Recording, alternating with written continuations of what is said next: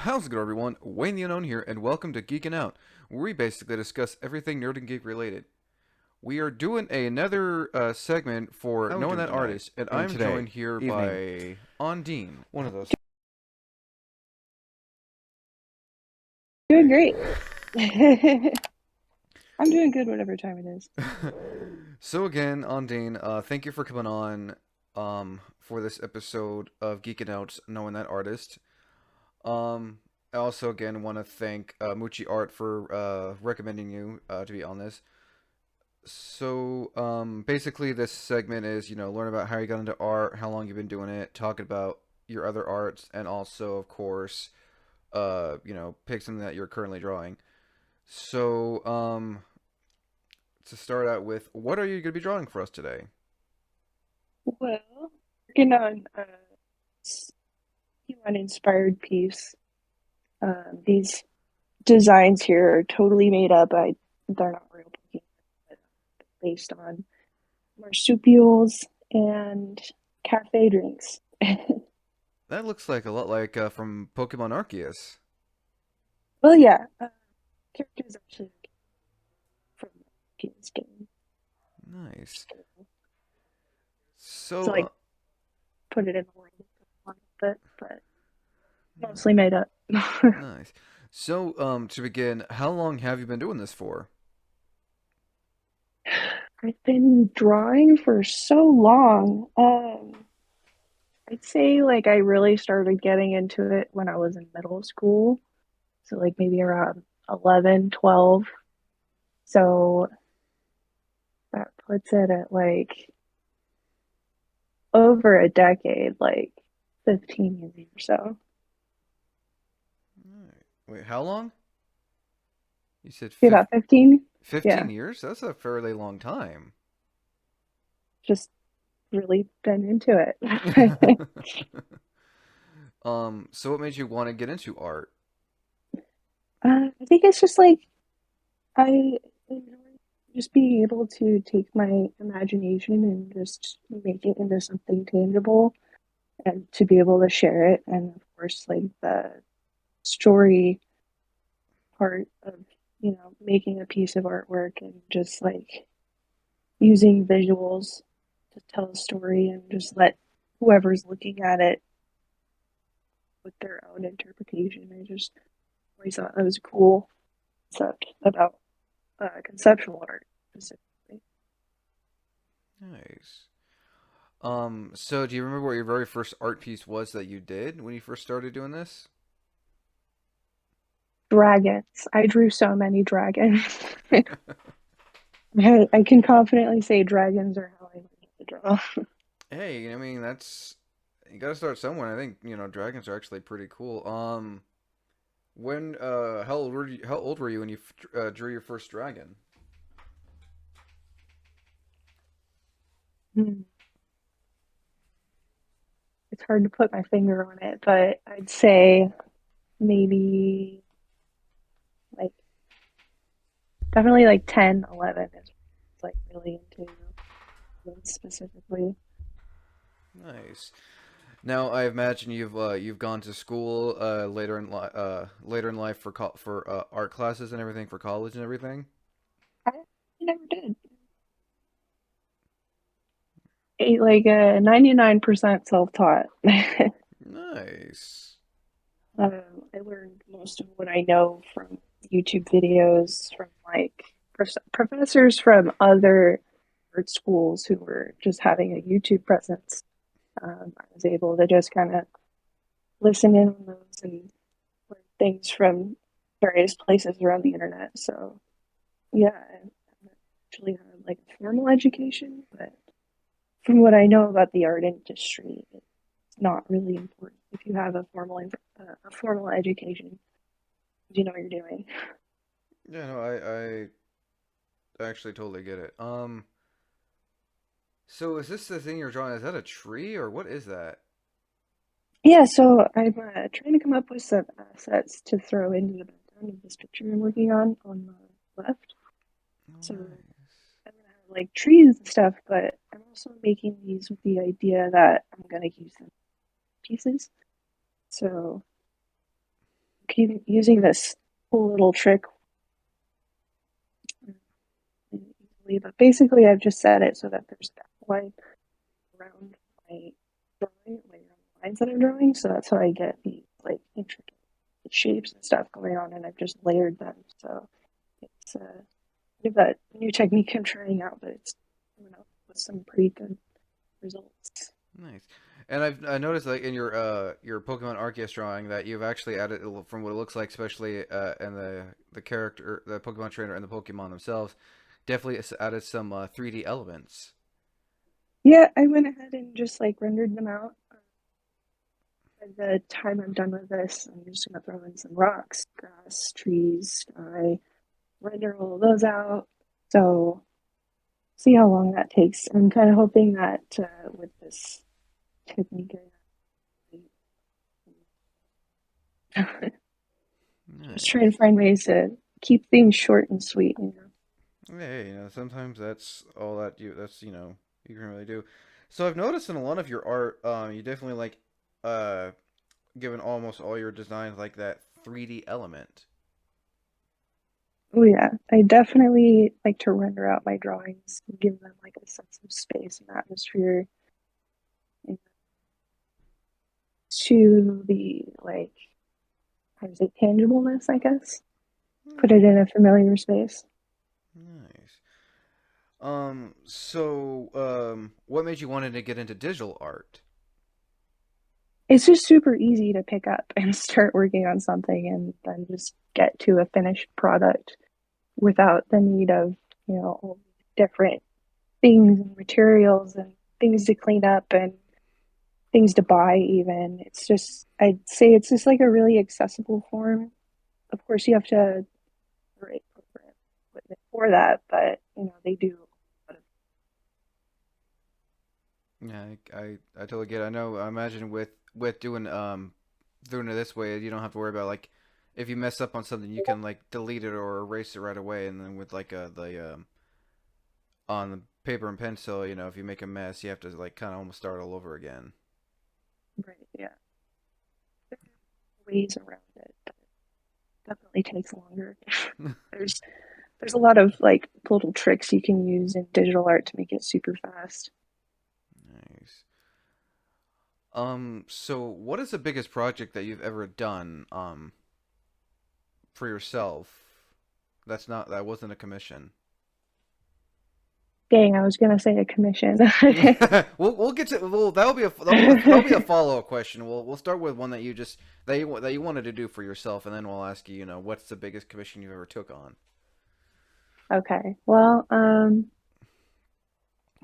I guess just right now, I'm getting ready for like my first convention. Well, it's technically my second convention, but so I'm just coming up with a bunch of art pieces that kind of fall into a theme of just to keep it general, just things that I think would be trendy and that people would like, which Nice. is, a general thing, but really when you think about it, there's a few things that people are really looking for in like convention art. So, like Pokemon is really big right now. Oh yeah, especially with There's like a Pokemon few. Arceus that just came out. Oh yeah, that is why it's big right now. And also there's like whatever new anime has come out. So, things in that kind of genre. So all of that is like all encompassing project. It's an undertaking for sure. Now for the follow up, what is the biggest commission you've done for someone like it took you quite a long time than you expected it to take? um, well, if we're talking about longer than I expected to take, I definitely through this where I was working with a young adult writer, and she wanted me to do various illustrations for her book, including the covers for the book. And so the first project I worked on was the cover for her first book, and that took me like 3 months to complete, front to back, full illustration, and that was maybe like 8 years ago or so. So it was a while ago. And looking back at that, um, I feel like if I were to do that same project again, I could do it way faster. Well, now you kind of answered. You kind of pre-answered one question. Ever worked on like books or comics or anything aside? Have you worked on any other projects aside from that book? Yeah, I also worked on a steampunk, uh, or like aerial steampunk kind of comic book. I only finished about half of it, but pencils, inks, concept art, everything. And so it never got finished because the project never came to completion, but I did about like six, no, I think maybe I did like 8 pages of it. And so that took a long time too, just like every individual little picture on a page. And that was the first time I had ever done a comic, so that was a it was a pretty fun experience. I definitely learned a lot from it. Now, was this for a friend, or was this just like a project in general, or was this something that you were doing for yourself? Um, this was like a commission based thing. Another client that I worked with.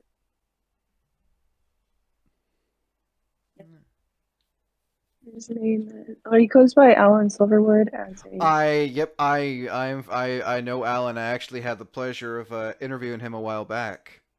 Oh, really? That's crazy. Yeah, really great guy to interview. He's done Spies Among Us and a few steampunk stuff. Yeah, yeah. I worked with that guy. Yeah, really great guy. He was really fun to talk to. Yeah, And when he said he, steampunk's he like, was fun to work with. I think I know who you're talking about. So back to this drawing, the one that you're doing for your Pokemon. Is I take it that character is your Pokemon Arceus character? Yep, it's just I could have done the basic, starter character, but I was like, nah, I think my character's pretty cool. So, So what is the name of your character? I think her name's Reagan, Nice. which I know people associate that with Reagan, but the name actually means rebellious, believe it or Yeah, I imagine that fits pretty well with the character. not. Back to commissions. What's the that's a safe for this podcast. What's the weirdest commission you've ever done for someone?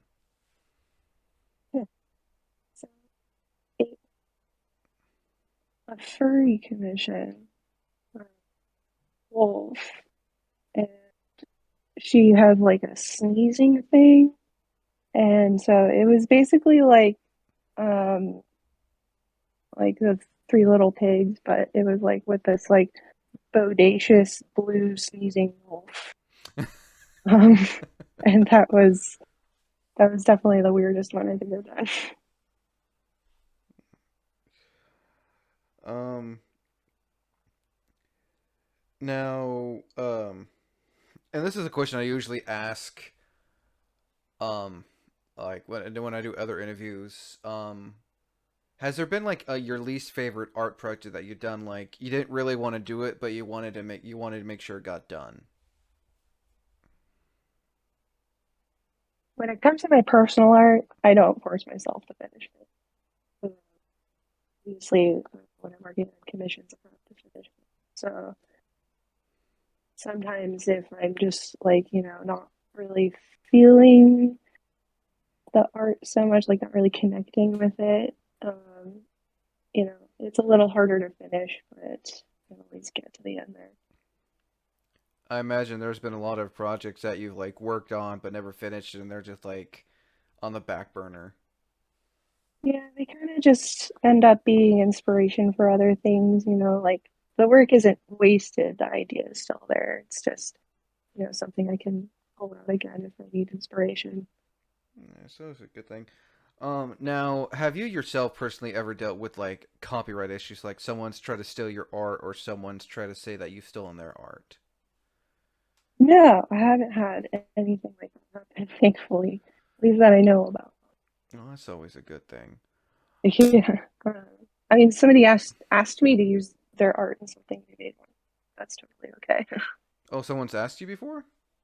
Yeah, it was this guy who does like kind of I don't know how to explain the music genre. It was a interesting music genre, but just asked me if they could use my art in their album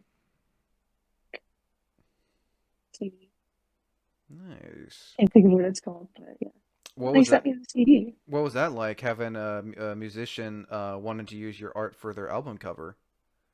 It was really neat. Like, I like collaborating with other artists and their, what they're doing and that they're able to use something that I'd already done, so the work was already there. Very nice. Now you've said you've been a vendor at a con. What was it like vending at your very first convention as an artist? So that was actually with Alan. He took me to my first con, and we shared a table at first, a table behind us that just somebody just never showed up for, so I just kind of like commandeered it. And, it went really well actually. Spending a bunch of money on prints that people didn't really buy, but it was okay because I did like online really popular, so just came out even, but it was a really good experience. Was that Yeah. like a local convention or what was the name of the convention? Oh, it was Wizard World. Yeah, Wizard World Comic. In Portland? Yeah, Nice. What was it like vending at such a pretty good sized con in Portland? it was a lot of fun. I met a lot of people. Some people even like new people that I didn't know. Just kidding, like hung out with me at my booth, and it was just like a chill time. And I had some friends help me like watch the booth so I can enjoy the con a little bit because I hadn't actually been to a con before that either. So I just kind of like got the full experience, and it was really fun. And can't wait to do the next one. Yeah, no, I remember Moochie telling me that you and her are going to be sharing a table together at one of the local cons here in Southern Oregon this year, I believe. Yeah, I'm really excited about that. Like getting all these things ready for it, and it'll be really cool. Nice. And I imagine you're looking to eventually doing more vending at more cons later down the road too. Yeah, I definitely need to start doing more content. It's just like a staple of a lot of digital and traditional artists who are freelancing. Plus, it's a great way to network and get your art out there so people can check it out and possibly like want to like commission you to do more. Yeah, for sure. So I gotta ask, in your Pokemon Arceus drawing, I see like a bunch of like red, yellow, blue, light blue colors. Is that like a color palette or something, or what is that in the back behind the Pokemon in your Pokemon trainer? Yeah, you're right. That is the color palette. It is a. Let's see if I can pull up the wheel so I can explain it. I, It's Because I like I play like eyeball and it's like, is that something in the drawing or is that like a color palette just to? yeah. It looks a little fancy, a little designy, not intentional, but I was like, yeah, cool. I'm gonna keep that in there. Um, but it was basically just like blending a few of the colors together to get more of a varied palette. But it's basically just a split complementary palette. So you just take a color from one side of the wheel and pick the other side of the wheel. Do that Nice. twice, and you got yourself a palette. So that's pretty much where I started the colors on this one. Nice. I take it that's something you do with anytime you're working on a new project, you put like that color palette blotch in the background just to give you an idea of what colors you want to use. Yeah, they don't usually turn out as cool as that one, but it's the same concept. I mean, I know like makeup artists, what they'll do is they'll like put like the makeup on their skin to make sure it's the right color and consistency. So that's pretty cool that you do that. Yeah, yeah. It just helps all the colors kind of feel like they belong together. Nice. So how long has this particular piece taken you so far? So I had to like transfer this stuff over from my computer to use my tablet, but I had a whole entire other page basically where I was sketching out the concepts for the designs for the Pokemon.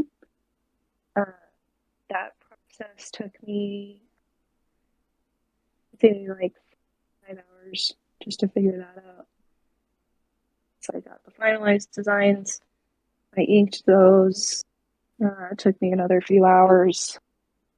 Uh, so I don't know. We'll say generally maybe 3 days or so I've spent on this. Nice.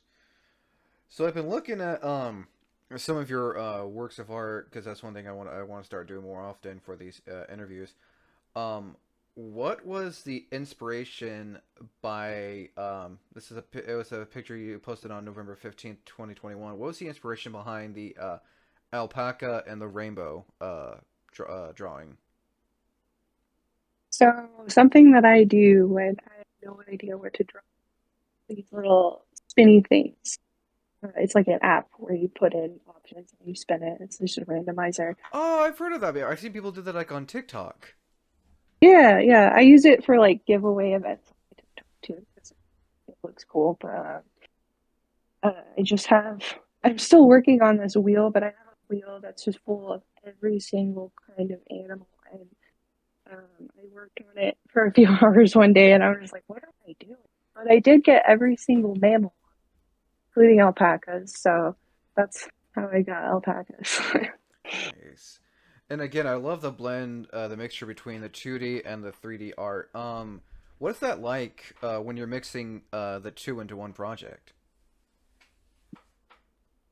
uh, like, how do you mean exactly? Like, I guess like this Pokemon Arceus one. It looks like it's a combination of 2D art and 3D art. How do you like go about that, like, and everything? Uh, I guess the best way I can answer your question is just a lot of practice because there's nothing actually 3D about this picture at all. It's just, my brain using its powers to create 3D shapes on a 2D web. Or I guess you could say I'm tricking you into thinking that it's Yeah, I know. I mean, 3D. I know, like in like the old Disney movies, when like the old Disney movies like Robin Hood and Snow White and all. I know all that's 2D, but like the way they make like they draw the character during certain scenes to make it look like it's almost like a three. It's like 3D is what I guess I mean. Well, what Disney does sometimes is they rotoscope, which is basically they trace over a real life thing to make the animation. So that's they get some of their ideas from just, copying from real life, or like if you're going from classic Disney more to like into the future, they're using 3D models to get the references from sometimes. But I do not use any such references in this. This is purely out of my head, 100%. Oh, again, it looks really well. It looks really well done.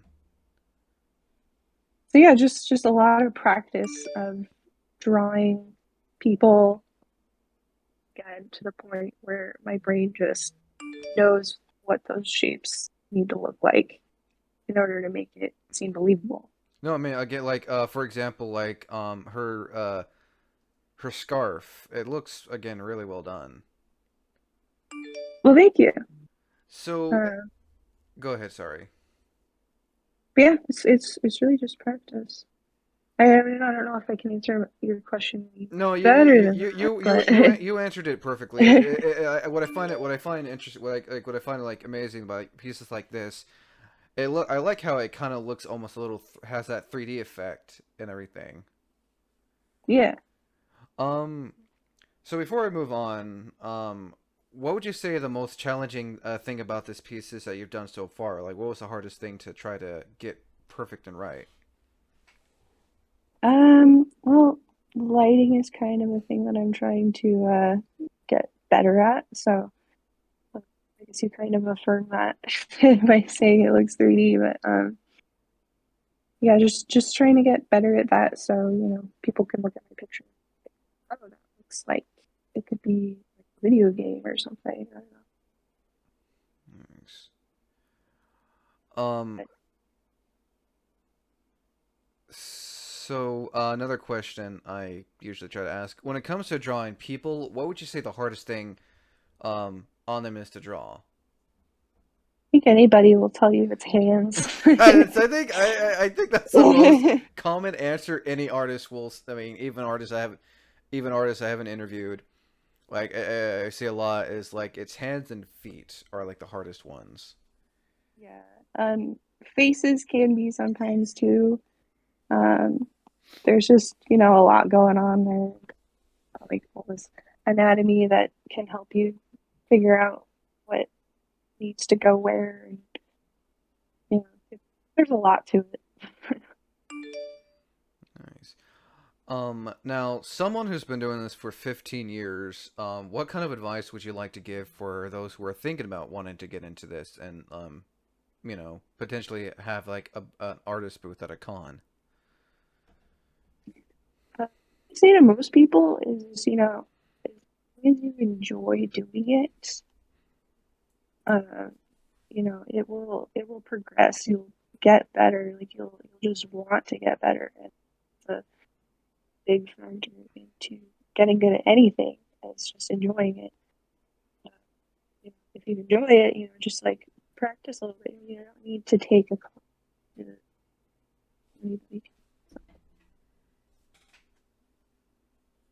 It's really an intuitive thing, and if it's something you're passionate about, it'll be great. No, I mean, I can't. Make friends, talk to people. You know, Big thing is networking. Hey, sometimes networking is the best way to go about it. Yeah. Very nice. Let's see now. What are some other questions what would you say that your favorite pieces that you've ever done? There's actually another Pokemon piece that I did with two two mudkips or three mudkips and two Magikarp, and like the mudkips are chasing around the Magikarp, and it has just like a really like popping 3D effect to it. It just makes me feel good when I look at it. I can definitely tell you like drawing Pokemon, huh? I actually don't have a lot of Pokemon in my gallery. It's just kind of come up recently because I'm kind of stuck with it because recently on my TikTok, drawing Pokemon as like a giveaway thing. And Pokemon that I drew got me a lot of attention on my TikTok. So like, well, there's something to this Pokemon thing. Nice. So, one of your pieces I want to ask you about, what was it like, doing it was a picture of yours that came out in May, 2 years ago. What was it like drawing the, Sailor Moon, picture, the one where she's crying? What was that like doing that?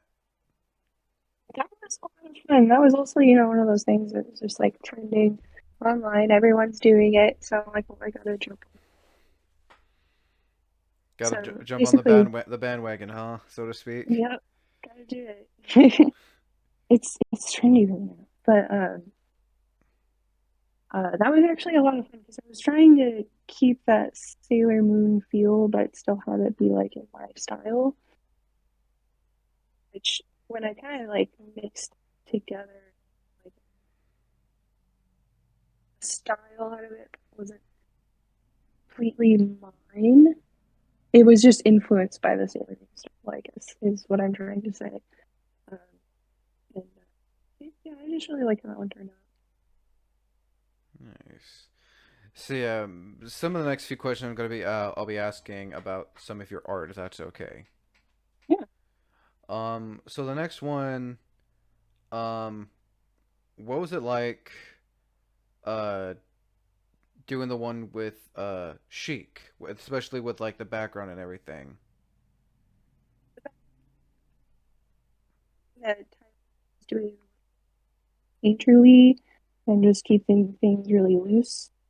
Um, and so I just wanted to explore being that loose, but like, What was that again? You cut out there for a minute.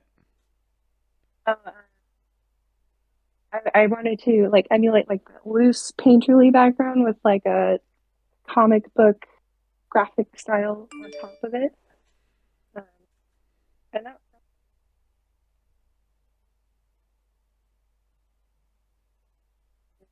was my painterly like some colors and shapes and dark places and light places, and then just kind of like move it around until it starts looking like something, and then just kind of like carving it out. Basically, I guess is a good way to explain it. It's just like it's a therapeutic. Just kind of let it be whatever it wants to be. Nice. So what was the inspiration behind Motor Wolf? Motor is a comic that I want to write someday, but I'm not a great writer. Oh, so Basically, is it a comic that you're wanting to write, or is it someone else's comic? it's my idea. Nice. That werewolf is kind of inspired by Tank Girl. Yeah, It's like I'm definitely getting the vibe of that. yeah, it's like where he's living in like a dystopian kind of society, but there's like a struggle between like corporate greed and the little guy. Basically, just like that thug guy that seems to be doesn't want to be told what to do and all that. Again, it It's looks just really well done. thank you. Let's see here. Now, so what was the inspiration idea behind your Discord profile picture? That one, that one was so. I was telling you how I use like my spinning wheels to find like randomized results for things. Mm-hmm. Um, this is sort of like playing on the idea, but instead of using spinning wheels, I would use the tarot cards to basically come up with like pages of a couple of characters. There's actually another character with my Pokemon namesake Reagan, like she's like a medium, and then this other character who's like a mushroom witch. She's like an evil character in the woods and like preys on foragers looking for mushrooms. Has like the animals and Bruce under her spell. She's just a creepy character. I think I did Halloween time, so going with that vibe. Definitely a definitely excellent blend of like definitely like a lot of from what looking at like a lot of dark colors. Yeah, I wanted to like give it the look of like being in a black lit room. Everything is like purple and blue, and then some colors are glowing. And Nice. Um, so one more I gotta ask about. Um, so what made you want to create these characters called fake bonds? What was the inspiration behind that? that was what I was doing my TikTok bit with the Pokemon uh, to kind of keep it in the same realm of Pokemon, but also be able to like create something new. I decided to just make my own Pokemon. Uh, the first one I did was people were saying it was like a lava lamp Pokemon, like a pig full of lava. Yeah, I see. I can't see what the one of the first evolution says, but there's Swanta and okay, how do you pronounce its third evolution's name? So it's like Boar and War. It's I think it's cool how you got the how you made it like, give it that glowing effect. Honestly, that's pretty cool. Like the overlay.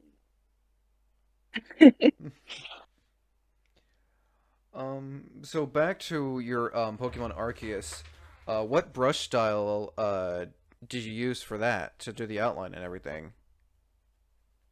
For the lines, I just use like the most basic inking pen that Clip Studio has to offer.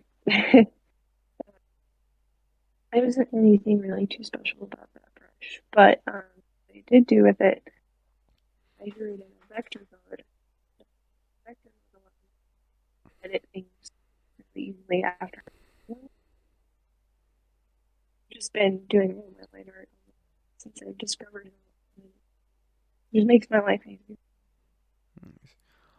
So what program are you using again to what art program did you use to do your Pokemon Arceus drawing? So I've been using Clip Studio. Clip Main Stu reason why, Clip yeah, Clip Studio? Studio Paint. Yes. Nice. How long have you been using that program for? Uh, a few months. I was introduced to it like not too long ago, but I was kind of like, I really like Procreate or like something new right now. And then I tried it. And I was like, oh my god, because I can use it on my computer, I can use it on my tablet, anywhere. It switched things between my computer and tablet. So that was basically the main draw to that one. Nice. Um, so one question I don't think I've ever asked on this series before. Any like fun experiences you'd like to share on what it's like being an artist? Just I don't know, as I network and stuff, it's just like really cool to be able to collaborate with other people and just I say kind of have like minds to be around.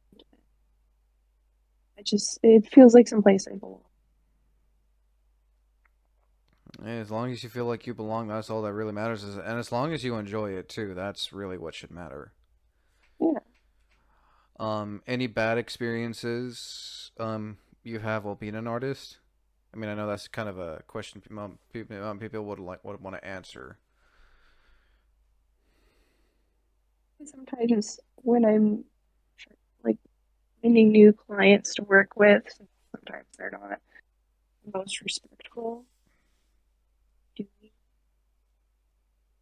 too in detail about what that means.